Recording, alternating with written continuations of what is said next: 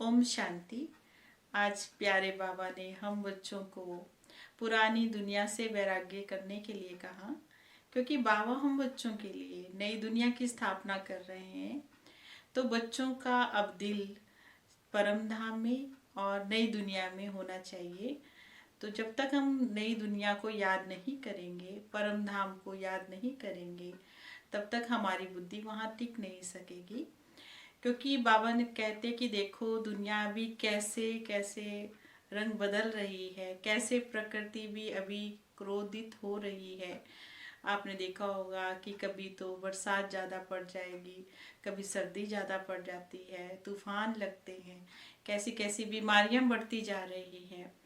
तो ये भी एक साइन है कि अब दुनिया का जो है ये अंत है, और हम सबको जो है इस दुनिया से अभी वैराग्य लेना चाहिए, क्योंकि ये दुनिया विनाश होनी है, ये तो निश्चित है। क्योंकि बाबा ने कहा ये भी एक बहुत बड़ा परिवर्तन है ना। जब तक परिवर्तन नहीं होगा तब तक सुख की दुनिया कैसे आएगी। तो आज के हम बाबा के महावाक्य सुनते हैं। आज 11/5/2020 के बाबा के महावाक्य हैं। बाबा हम बच्चों को समझा रहे हैं, मीठे बच्चे, तुम इन आँखों से जो कुछ देख रहे हो ये सब पुरानी दुनिया की सामग्री है, ये समाप्त होनी है। बाबा क्या समझा रहे हैं कि ये पुरानी दुनिया समाप्त होनी है, नई दुनिया आनी है, जिसको हम सत्य कहते हैं। इसलिए दुख धाम को बुद्धि से भूल जाओ, और नई दुनिया याद रहेगी तो पुरानी दुनिया भूल जाएगी।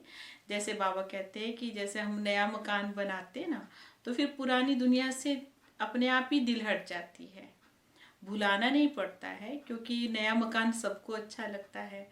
और नया मकान जब बनने शुरू होता है तो फिर वैसे ही कैसे तैयारियां करते हैं कि नए नए मकान में जाएंगे, शौक रहता है।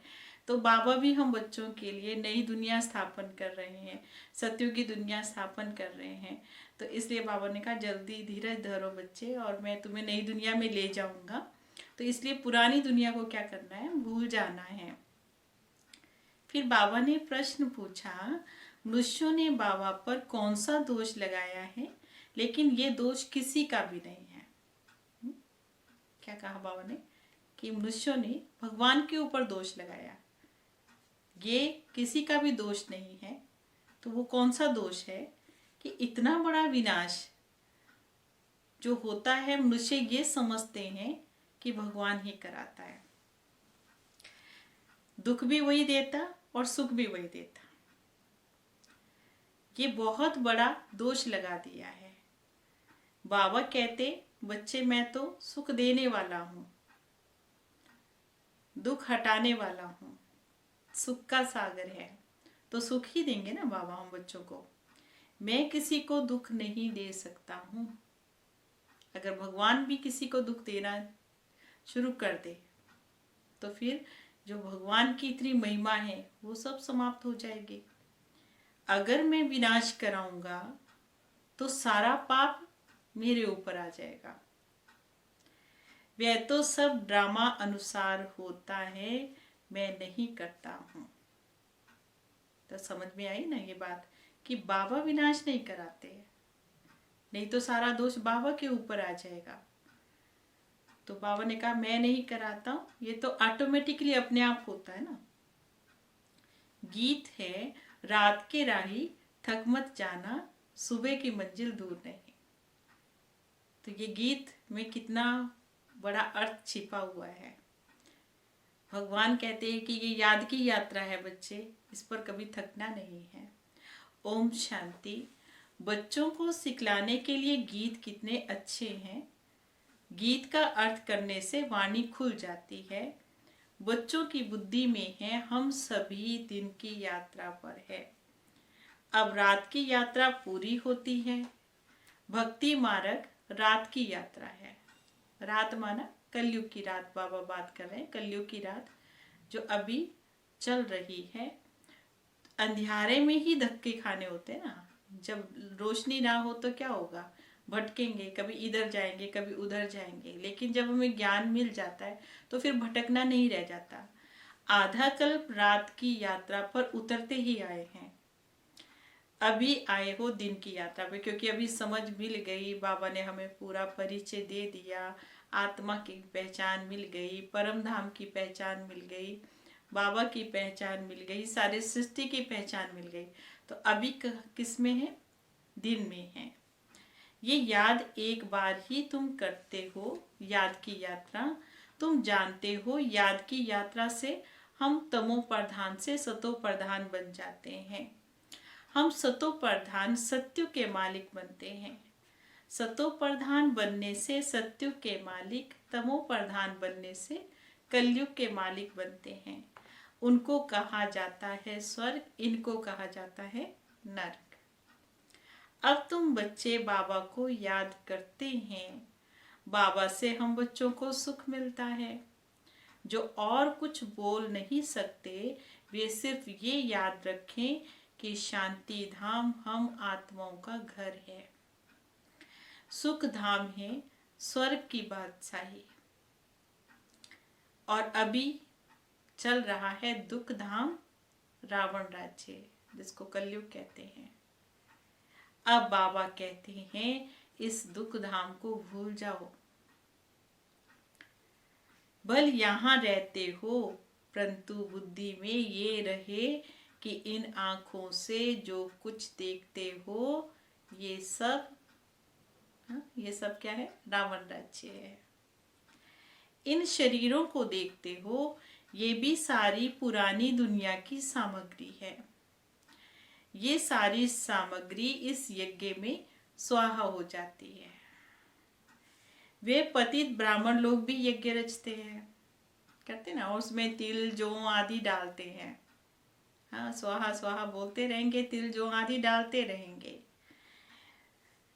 यहाँ तो विनाश होगा ना। यहाँ तो बाबा ने कहा कौन सी सामग्री डलेगी, विनाश के लिए कौन सी सामग्री चाहिए, तो ये सारी दुनिया ही उसमें स्वाहा हो जाएगी। वे पतित ब्राह्मण भी यज्ञ रचते हैं। ऊंचे से ऊंचा बाप है, पीछे फिर ब्रह्मा और विष्णु, विष्णु के द्वारा पालना और ब्रह्मा के द्वारा नई दुनिया की स्थापना। शंकर का इतना कोई पाठ नहीं होता है। विनाश तो होना ही है। बाबा तो उनसे विनाश कराएंगे जिस पर पाप ना लगे, क्योंकि ये ऑटोमेटिकली है प्रक्रिया जो विनाश की है। क्योंकि जो नई चीज है वो पुरानी होगी ही होगी। अब जैसे नया मकान बनता है तो पुराना होता है ना, तो जब पुराना हो जाता है, जर्जर अवस्था में हो जाता है, तो फिर वो जब टूटता है या उसको तोड़ा जाता है तो हमें दुख नहीं लगता। तो ऐसे ही बाबा ने कहा कि जो दुनिया पुरानी हो रही है, तो अब क्या होगा? नेचुरली इसमें इतना दुख बढ़ गया है, तो हम ही तो बोल रहे हैं ना कि हमें नई दुनिया में ले चलो, भगवान आओ, हमें पावन बनाओ। तो हम ही पुकारते हैं, तो हमारी पुकार सुनकर के ही भगवान आते हैं ना। अगर कहें भगवान विनाश करता है तो उन पर दोष लग जाएगा, फिर उनको सुखदाता कैसे कहेंगे? ना जानने के कारण निधन के बन गए हैं। अर्थात बाबा ने कहा क्या हो गए? कुछ भी समझते नहीं है, क्योंकि कोई धनी है नहीं। धनी कहते भगवान को। कोई घर में बाप नहीं होता है और आपस में लड़ते हैं, तो यही कहते ना, तुम्हारा कोई धनी धोरी नहीं है क्या? अभी तो करोड़ों मनुष्य हैं, इनका कोई धनी धोनी है नहीं। नेशन नेशन में देखो कितनी लड़ाई लगती रहती है। एक ही घर में बच्चे बाप के साथ, पुरुष स्त्री के साथ लड़ते रहेंगे। दुख धाम में है ही अशांति, ऐसे नहीं कहेंगे भगवान कोई दुख रचते हैं।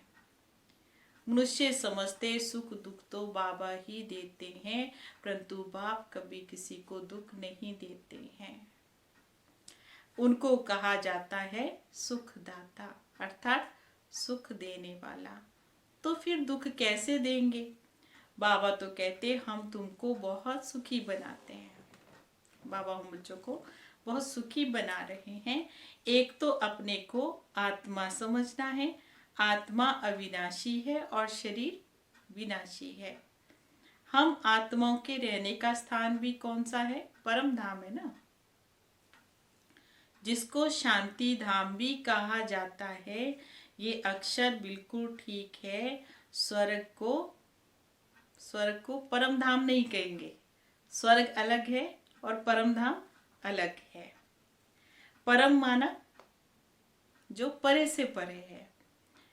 स्वर्ग तो यहाँ ही होता है, मूल वतन है परे से परे।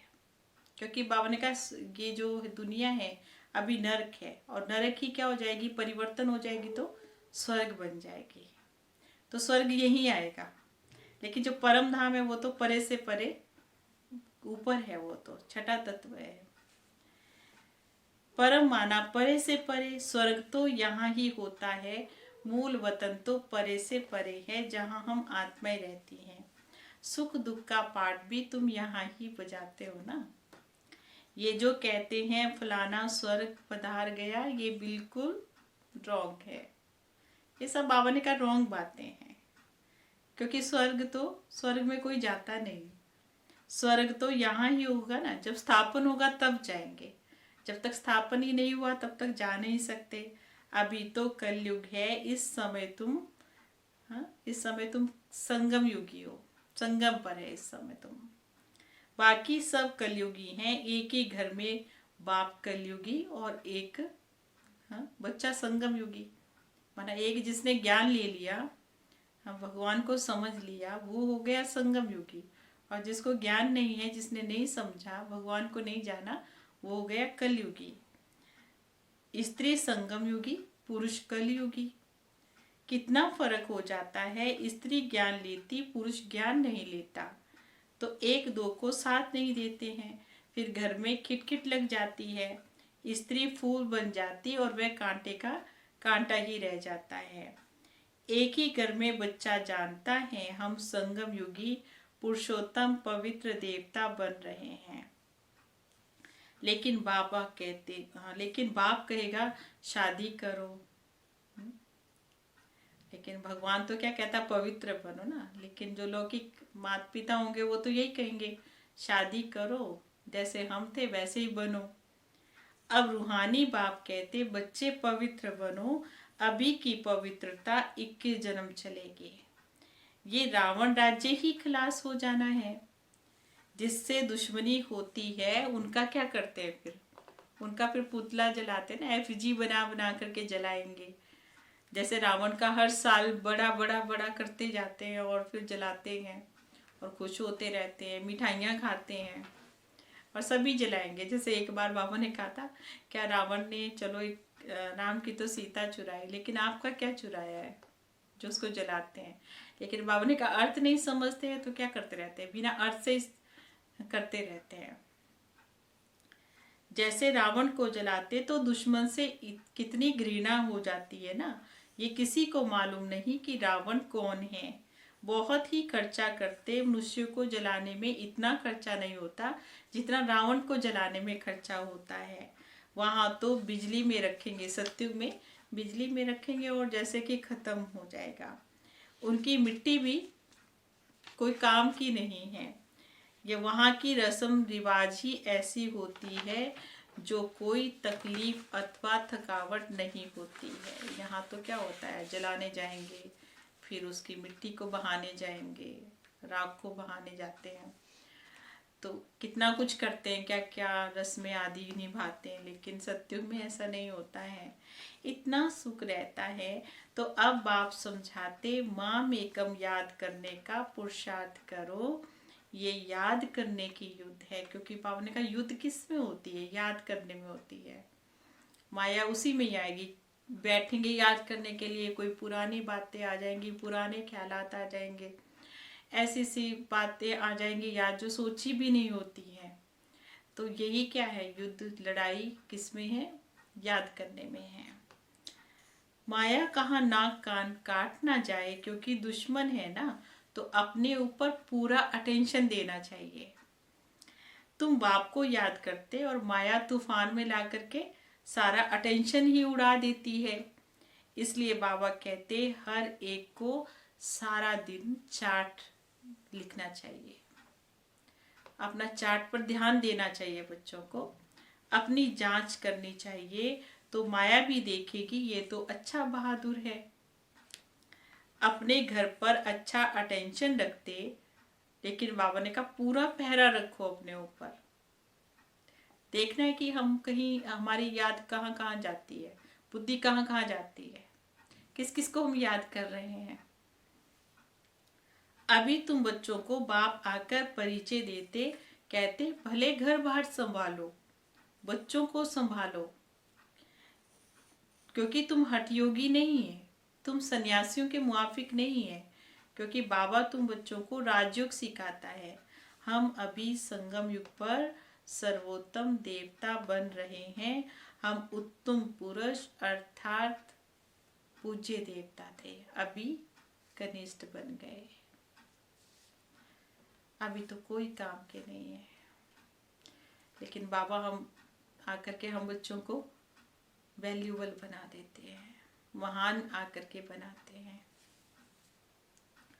अब हम क्या बनते, मुझसे जिस समय बैरिस्टर आदि पढ़ते हैं उस समय मर्तबा थोड़ी मिल जाता है। मर्तबा तो जब पूरी डिग्री प्राप्त हो जाती है, पूरी कर लेते हैं, तभी मिलती है ना। इम्तहान पास करते फिर मर्तबे की टोपी मिलती है, जाकर गवर्नमेंट की सर्विस में लगते हैं। अभी तुम जानते हो हम ऊंच से ऊंच भगवान से पढ़ रहे हैं, तो जरूर ऊंच से ऊंचा पद भी मिलेगा ना। ये भी हमारी एम ऑब्जेक्ट है, क्योंकि बाबा ने एम ऑब्जेक्ट हमारी सबसे ऊंची रखी है। नर ऐसी करनी करे नारायण कहलाए, नारी ऐसी करनी करे लक्ष्मी कहलाए। तो ये कितना ऊंचा लक्ष्य बाबा ने हम बच्चों को दिया है।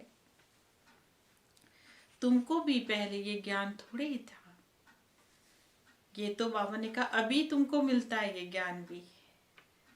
मैं जो हूँ जैसा हूँ तुम बच्चों को समझा दिया है। अब बच्चों का काम है बाबा जो है जैसा है उनको वैसा ही यथार्थ रीति समझ करके याद करना। उनमें सारा 84 का पाठ अविनाशी नूंदा हुआ है। क्राइस्ट पाठ बजाकर गए, फिर जरूर आएंगे तो सही ना। क्राइस्ट के अभी सब जाएंगे, कहाँ जाएंगे? हाँ, अपने सेक्शन में जाएंगे। परम धाम में उनका सेक्शन अलग, तो पहले वो जाएंगे। हाँ, क्राइस्ट की सोल जाएगी, उसके पीछे पीछे फिर उनके फॉलोअर्स जाएंगे। क्राइस्ट की आत्मा भी अभी तो तमो प्रधान होगी ना। जो भी ऊंच से ऊंच धर्म स्थापक हैं वे अभी तमो प्रधान, क्योंकि दुनिया ही तमो प्रधान हो गई, तो आत्मा सबकी तमो प्रधान, तमो में इस समय। ये भी कहते मैं बहुत जन्मों के अंत में तमो प्रधान बनता हूँ। अब फिर बाबा हम बच्चों को सतो प्रधान बना रहे हैं। तो बाबा कहते तत्वम तुम ही थे और अभी फिर से तुम बन रहे हो। तुम जानते हो हम अभी ब्राह्मण बने हैं देवता बनने के लिए। विराट रूप के चित्र का भी अर्थ कोई नहीं जानते, अभी तुम बच्चे जानते हो। आत्मा स्वीट होम में रहती है तो कितनी पवित्र रहती है। जब हम परम धाम से हम आत्मा आई थी बिल्कुल पावन थी, पवित्र थी। लेकिन जैसे जैसे जन्म में आती है, शरीर लेती रहती है, और जैसे जैसे जन्म लेती जाएगी वैसे वैसे आत्मा की क्वालिटी में फर्क आता जाएगा। अर्थात आत्मा नीचे गिरती जाएगी और आत्मा की स्टेज पर भी फर्क आ जाएगा। तो विराट रूप के चित्र का भी अर्थ कोई नहीं जानते, अभी तुम बच्चे जानते। हम पवित्र आत्माएं आई थी और हमको वापस भी पवित्र होकर के ही जाना होगा। तो ये भी पॉइंट धारण करने की है ना कि हमें मुक्ति धाम में जाना है। मनुष्य तो जानते ही नहीं मुक्ति किसको कहते हैं और जीवन मुक्ति कैसे किसको कहते हैं। मुक्ति अर्थात शरीर से मुक्ति, जीवन मुक्ति अर्थात विकारों से मुक्ति। तो सत्युग में हम विकारों से बिल्कुल मुक्त अवस्था में रहते हैं और शरीर से मुक्त हम परम धाम में रहते हैं। तो परम धाम जो है, शरीर छोड़ेंगे तो फिर परम धाम में जाएंगे। सारी आत्माएं एक ही बार परम धाम में जाती, फिर वहां से नीचे उतरती। जो जीवन मुक्ति धाम अर्थात स्वर्ग के लिए पुरुषार्थ कर रहे वो स्वर्ग में जाएंगे। बाकी आत्माएं नंबरवार फिर इस सृष्टि पर उतरती हैं। जीवन मुक्ति धाम को सुख धाम कहा जाता है। यहाँ तो दुख का बंधन है। जीवन मुक्ति को सुख का संबंध कहेंगे ना। अब दुख का बंधन दूर हो जाएगा। हम पुरुषार्थ कर रहे हैं ऊंच पद पाने के लिए, तो ये भी बच्चों को नशा रहना चाहिए। हम अभी श्रीमत पर अपना राज्य भाग्य स्थापन कर रहे हैं। जगत अम्बा देखो नंबर 1 में जाती है, हम भी उनको फॉलो करें। बाबा ने कहा ऐसे जो हमसे श्रेष्ठ हैं उनको हमें क्या करना है, जो हमारे लिए एग्जाम्पल है उनको हमें फॉलो करना है ना। जो बच्चे अभी माता पिता के दिल पर चढ़ेंगे वही भविष्य में तर्कनशीन बनेंगे। दिल पर चढ़ते वो जो रात दिन सेवा में रहते हैं, जो बाबा की सेवा में बिजी रहेंगे, तो बाबा ने कहा नंबर 1 भी वही बनेंगे। सबको पैगाम दे दो कि बाप को याद करो, पैसा कौड़ी तो कुछ लेने का नहीं, क्योंकि बाबा तो हम बच्चों से कोई पैसा आदि नहीं लेते, कोई फीस नहीं लेते हैं। वे समझते हैं राखी बांधने जाते हैं, रक्षाबंधन पर बहनें राखी बांधने जाती हैं तो समझते हैं कि पता नहीं शायद पैसे आदि लेने के लिए आए हैं। तो बाबा ने कहा उनको समझा दो, उनको बतलाओ कि हम कुछ लेने नहीं आए हैं, हमें तो आप क्या अगर कुछ देना चाहते हैं तो आप पवित्र बनो और अपने विकारों को दो। हम वे ब्राह्मण थोड़े ही हैं, सिर्फ 5 विकारों का दान दो तो ग्रहण छूट जाएंगे। अभी तो कोई कला नहीं रही, सब पर ग्रहण लगा हुआ है। किसका ग्रहण है? माया का ग्रहण लगा हुआ है। तुम ब्राह्मण हो ना, जहां भी जाओ बोलो दे दान तो छूटे ग्रहण। पवित्र बनो, विकारों में कभी भी नहीं जाना है। बाबा को याद करेंगे तो विक्रम विनाश होंगे और तुम फूल बन जाएंगे। तुम ही फूल थे, फिर तुम ही कांटे बनते हो। 84 जन्म लेते लेते बाबा ने कहा आत्मा देखो गिरती गिरती गिरती कहाँ पहुंच गई। गिरती अवस्था में पहुंचती पहुंचती अब बिल्कुल ही कलयुगी तमो प्रधान अवस्था में पहुंच जाती है। अब वापिस जाना है। बाबा हम बच्चों को डायरेक्शन किसके द्वारा देंगे? जरूर साकार माध्यम के द्वारा ही बाबा हम बच्चों को डायरेक्शन देते हैं। तो ब्रह्मा बाप के द्वारा बाबा हम बच्चों को डायरेक्शन देते हैं। वे है ऊंचे से ऊंचा भगवान, उनको शरीर नहीं है। अच्छा ब्रह्मा विष्णु शंकर को शरीर होता है? ये बाबा पूछ रहे हैं। तुम कहेंगे हाँ, उनको सूक्ष्म शरीर होता है, परंतु वे मनुष्यों की सृष्टि तो नहीं है ना। खेल तो सारा यहाँ पर है, क्योंकि सूक्ष्म वतन में बाबा ने कहा आकारी शरीर होते, लाइट के शरीर होते हैं वहां पर, ऐसे हड्डी मांस आदि के शरीर नहीं होते। सूक्ष्म वतन में नाटक कैसे चलेगा? वैसे मूल वतन में सूर्य चांद नहीं तो नाटक भी काहे का होगा। ये तो बहुत बड़ा मांडवा है, ये सृष्टि कितना बड़ा है, कितनी बड़ी है। पूर्ण जन्म भी यही होगा, सूक्ष्म वतन में नहीं होता है। अभी तुम्हारी बुद्धि में सारा बेहद का खेल है। अभी पता पड़ा है हम जो देवी देवता थे सो फिर वहाँ मार्ग में कैसे आते हैं। वहाँ मार्ग में मन का उल्टा जब चलता है तो विकारी मार्ग को कहा जाता है। आधा कल्प हम ही पवित्र थे, हमने ही हार और जीत के खेल में आते हैं। भारत तो अविनाशी खंड है, वे कभी विनाश नहीं होगा। आदि सनातन देवी देवता धर्म था तो और कोई धर्म होता नहीं है। तुम्हारी इन बातों को वही मानेंगे। कौन मानेंगे? जिन्होंने कल्प पहले माना था वही मानते हैं। 5000 वर्ष से पुरानी कोई चीज होती नहीं है। सत्युग में तुम पहले जाकर के अपने महल बनाएंगे, ऐसे नहीं कि सोने की द्वारिका कोई समुद्र से निकल के आएगी, क्योंकि सुना यही है ना शास्त्रों में कि सोने की द्वारिका नीचे है, फिर वो अपने आप ही समुद्र से ऊपर आएगी। दिखलाते हैं सागर से देवताएं रत्नों की थालियां भर भर कर लाते हैं। वास्तव में ये तो बात तो ज्ञान सागर बाप की है ना। तो ज्ञान सागर बाप ज्ञान रत्नों की थालियां अभी बांट रहे हैं। तो अभी हम बच्चों को पुरुषार्थ करना है। तुम बच्चों को बाबा ज्ञान रत्नों की थालियां भर भर कर दे रहे हैं। दिखाते हैं कि शंकर ने पार्वती को कथा सुनाई, ज्ञान रत्नों से फिर उनकी झोली भरी।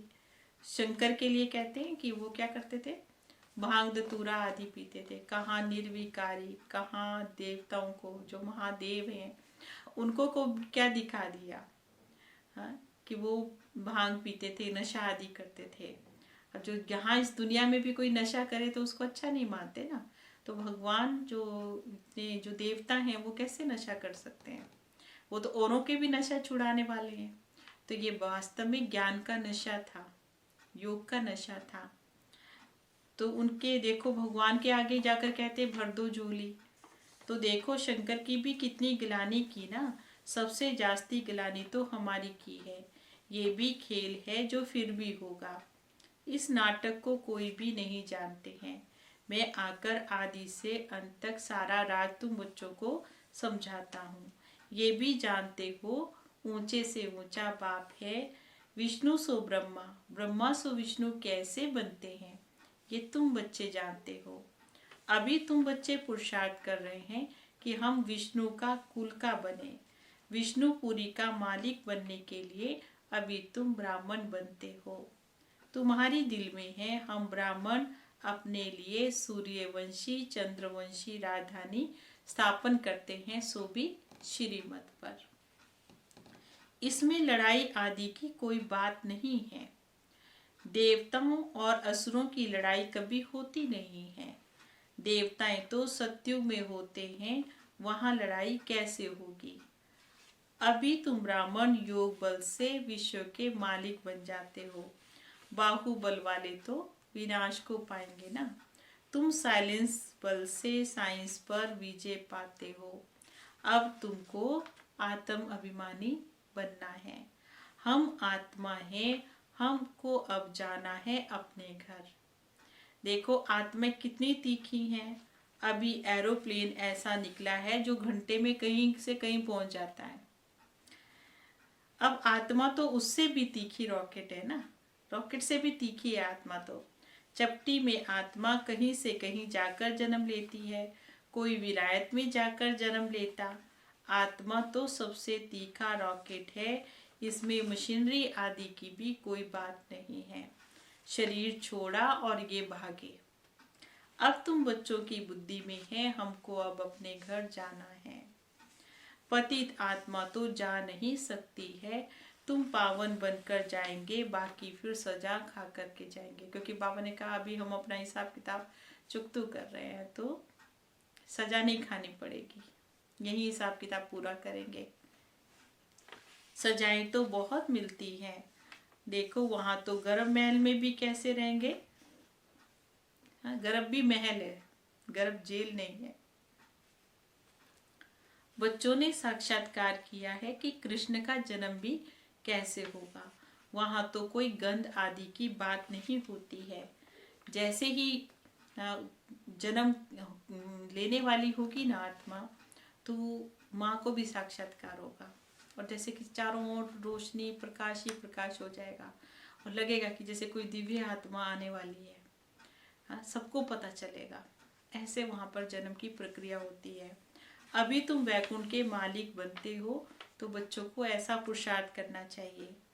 बाबा ने कहा तुम्हारा जो खान पान है वो भी बहुत शुद्ध और पवित्र होना चाहिए। दाल भात तो सबसे अच्छा सिंपल है ना। ऋषिकेश में सन्यासी एक खिड़की से लेकर चले जाते थे। हाँ, कोई कैसे होते कोई कैसे होते, सब अलग अलग है ना। अच्छा, मीठे मीठे सिकिले दे बच्चों प्रति माता पिता बाप दादा का याद प्यार और गुड मॉर्निंग। रूहानी बाप की रूहानी बच्चों को नमस्ते। हम रूहानी बच्चों की रूहानी बाप दादा को दिल व जान सिक व प्रेम से नमस्ते नमस्ते नमस्ते जी। गुड मॉर्निंग बाबा। ओम शांति। और आज की मुरली की धारणा के लिए सार है, अपने ऊपर अटेंशन का पूरा पूरा पहरा देना है। माया से अपनी संभाल करनी है। याद का सच्चा सच्चा चार्ट रखना है। बाबा ने ये बात पक्की कराई, बच्चे अपना चार्ट चेक करना है। सारा दिन हम बाबा की कितने याद में रहते हैं।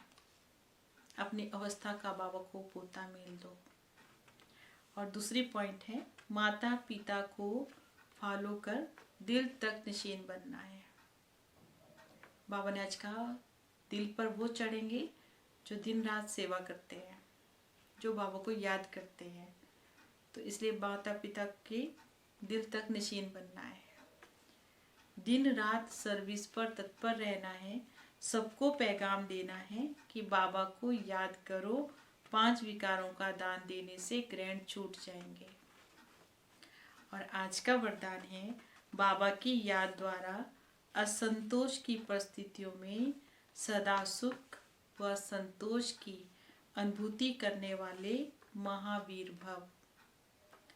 बाबा की याद द्वारा असंतोष की परिस्थितियों में सदा सुख व संतोष की अनुभूति करने वाले महावीर भव।